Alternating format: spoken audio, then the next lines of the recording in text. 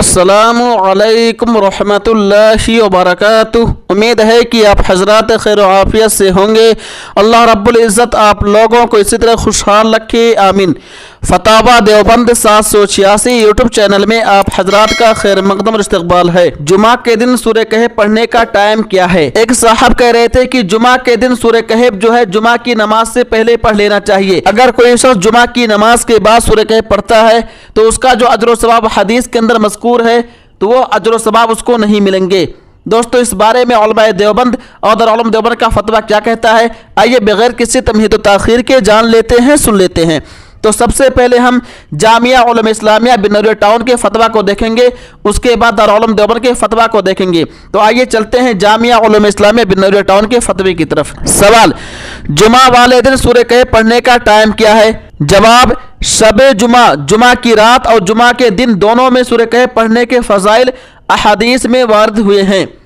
बाज़ रिवायात में सिर्फ जुमा की रात का जिक्र है और बाज़ में सिर्फ जुमा के दिन का जिक्र है। शारिहीन हदीस ने लिखा है कि इन तमाम रिवायात में तत्बीक की सूरत यह है कि जिन रिवायात में सिर्फ रात का जिक्र है उनसे मुराद रात अपने दिन समेत है, और जिन रिवायात में सिर्फ दिन का जिक्र है उनसे मुराद दिन अपने गुज़िश्ता रात समेत है। सूरत मसूला में शब जुमा यानी जुमेरात की मगरिब से जुमा के दिन की मगरिब तक सूरह कहफ पढ़ने से जुमा के दिन सूरह कहफ पढ़ने की फजीलत हासिल हो जाएगी। नेज़ किसी मखसूस वक्त में उसे पढ़ना ज़्यादा फजीलत का सबब नहीं है। शब जुमा और जुमा के दिन में किसी भी वक्त पढ़ ले। फ़क़त वल्लाहु आलम, जामिया उलूम इस्लामिया बिन्नौरी टाउन। अब आइए दारुल उलूम देवबंद के फतवा को देख लेते हैं, सुन लेते हैं। सवाल, जुमा के दिन सूरतुल कहफ किस वक्त पढ़ना सुन्नत है? क्या फजर नमाज के फौरन बाद और जुमा से पहले पढ़नी चाहिए या कि जुमा के दिन किसी भी वक्त पढ़ी जा सकती है? जवाब, बिस्मिल्लाहिर्रहमानिर्रहीम, सूरह कहफ जुमा के दिन गुरूब आफ्ताब से पहले किसी भी वक्त पढ़ी जा सकती है।